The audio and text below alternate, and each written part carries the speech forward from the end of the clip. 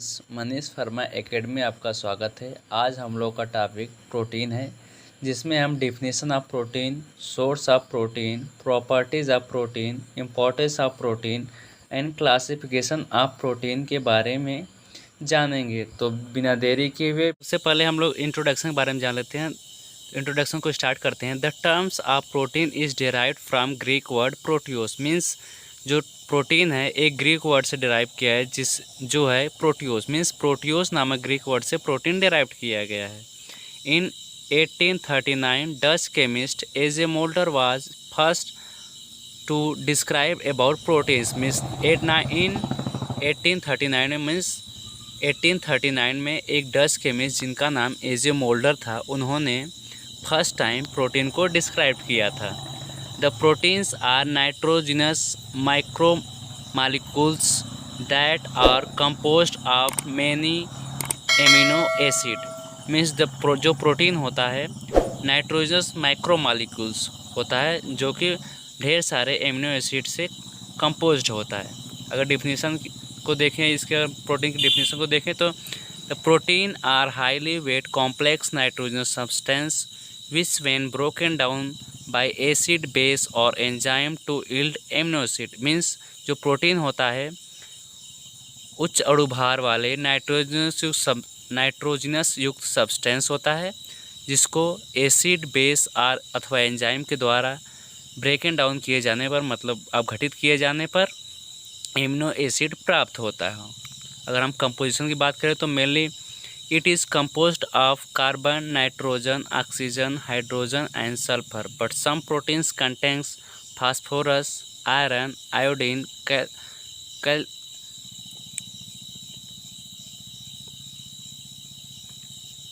copper, magnesium and zinc, means जो mainly protein होता है carbon, nitrogen, oxygen, hydrogen and sulphur से contain होता है, लेकिन कुछ प्रोटीन जो होते हैं वो phosphorus, iron, iodine, copper, magnesium और जिंक और अदर एलिमेंट से कंपोज्ड होते हैं।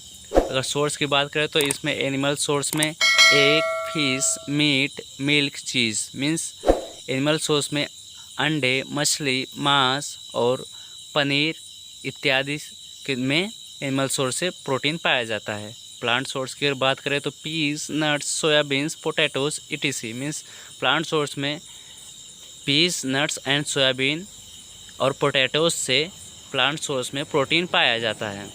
अगर प्रॉपर्टीज़ ऑफ प्रोटीन की बात करें, इसके गुण के बारे में, तो जो पहला है वह found in all living organism, means protein जो है सभी लिविंग ऑर्गेनिज्म में पाया जाता है। सेकेंड जो है involve in process such as digest of food, cell structure, catalyst, movement, energy and manipulation, means यह डाइजेशन प्रोसेस में इन्वॉल्व होता है, सेल स्ट्रक्चर में इन्वॉल्व होता है, कैटालिस्ट मीन्स उत्प्रेरक में इन्वॉल्व होता है, मोशन में हेल्प करता है, एनर्जी मैनिपुलेशन में भी हेल्प करता है।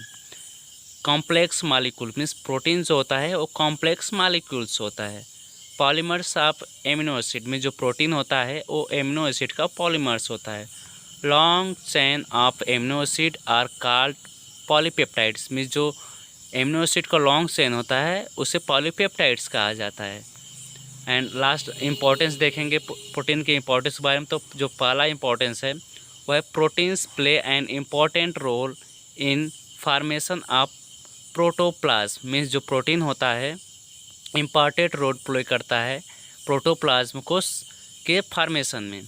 Enzyme are the biological catalyst and they are also proteins, जो मतलब मीन्स जो एंजाइम होता है वो बायोलॉजिकल कैटालिस्ट में बायोलॉजिकल उत्प्रेरक होता है, जो कि वास्तव में एक प्रोटीन है।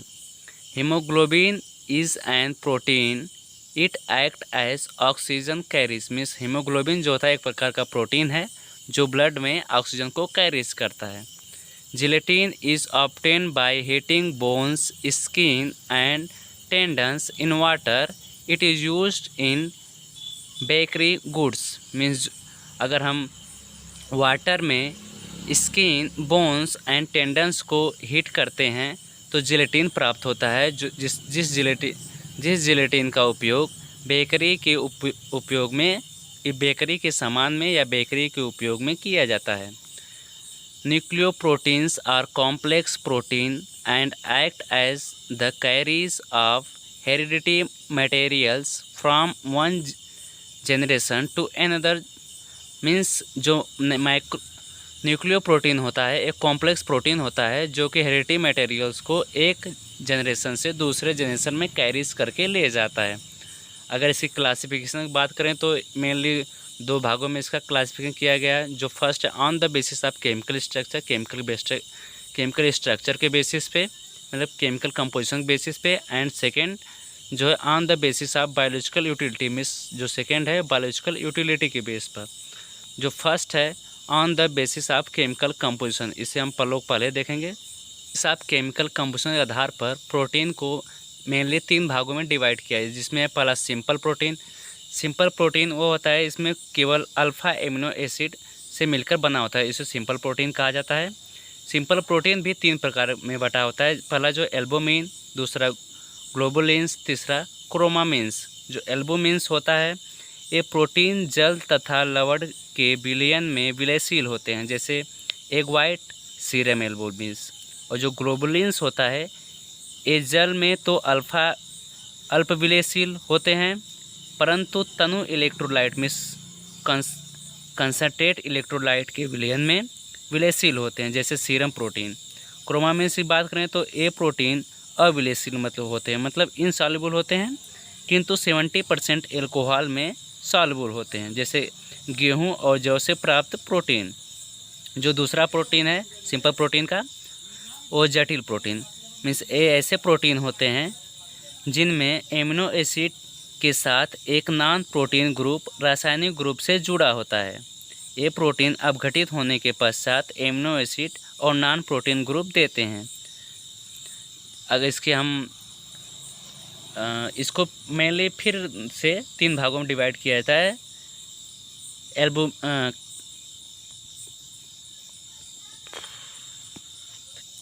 कंजुगेटेड प्रोटीन फिर से 3 भागों में डिवाइड किया है, जिसमें न्यूक्लियोप्रोटीन, ग्लाइकोप्रोटीन एंड लिपोप्रोटीन होता है। जो न्यूक्लियोप्रोटीन होता है इसमें प्रोटीन के साथ न्यूक्लिक एसिड जैसे डीएनए, आरएनए उपस्थित होता है, इसे न्यूक्लियोप्रोटीन कहते हैं।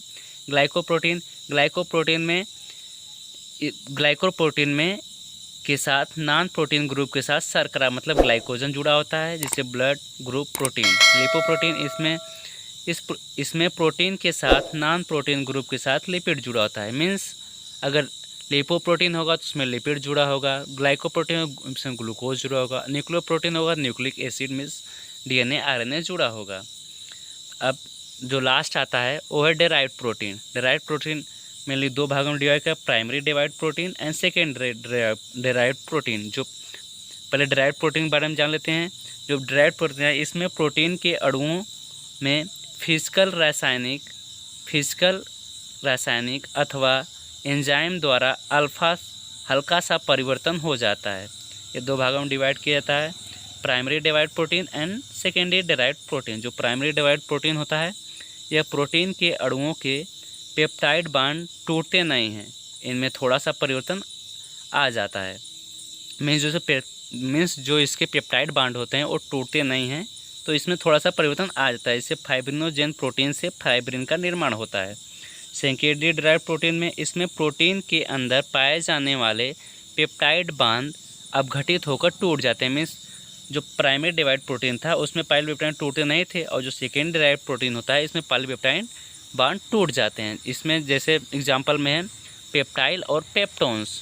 फिर जो दूसरा था क्लासिफिकेशन वो on the basis of biological utility के आधार पर प्रोटीन को मेनली 4 भागों में डिवाइड किया। इसमें फर्स्ट है एंजाइम, दूसरा है ट्रांसपोर्ट प्रोटीन्स, तीसरा है प्रोटेक्टिव प्रोटीन्स और चौथा है टॉक्सिन प्रोटीन्स। जो पहले हम उसके on the basis of biological utility में इसके बारे में पहले जान लेते हैं। इस वर्ग के प्रोटीन में विभिन्न कार्य संपादित करते हैं। इस प्रकार के आधार पर इनमें पाए जाने वाले प्रोटीन को निम्न भागों में विभाजित किया। जैसे हम लोग आपको बताएं, जो पहला है एंजाइम शरीर के विभिन्न जैविक रासायनिक क्रियाओं के संपादन में सहायक होता है। एग्जाम्पल में जैसे डीएनए की टूट फूट मरम्मत एवं इसके विभाजन में सहायक होता है। और दूसरा है जो ट्रांसपोर्ट तो ये प्रोटीन विभिन्न भोज्य पदार्थों एवं खनिज लवणों को शरीर में परिवहन में सहायक होता है। जैसे हीमोग्लोबिन जीवों में जो होता है ऑक्सीजन को कैरी करता है, ब्लड में ऑक्सीजन को कैरी करता है। तो ट्रांसपोर्ट प्रोटीन हो गया। जो प्रोटेक्टिव प्रोटीन होता है, जीवधारियों में रक्त में पाए जाने वाले ये प्रोटीन अनेक रोग एवं विकार से शरीर की सुरक्षा प्रदान करता है, मीन्स प्रोटेक्टेंस का काम करता है। रक्त में पाए जाने विभिन्न क्रियाओं में यह आवश्यक होता है। जो लास्ट वन है वो टॉक्सिन प्रोटीन है। टॉक्सिन प्रोटीन में क्लोस्ट्रिडियम एंड ब्लूटेलियम टॉक्सिन नामक एक पदार्थ होता है जो बहुत पदार्थों को विषैला कर देता है, जिससे खाने से मृत्यु तक हो सकती है।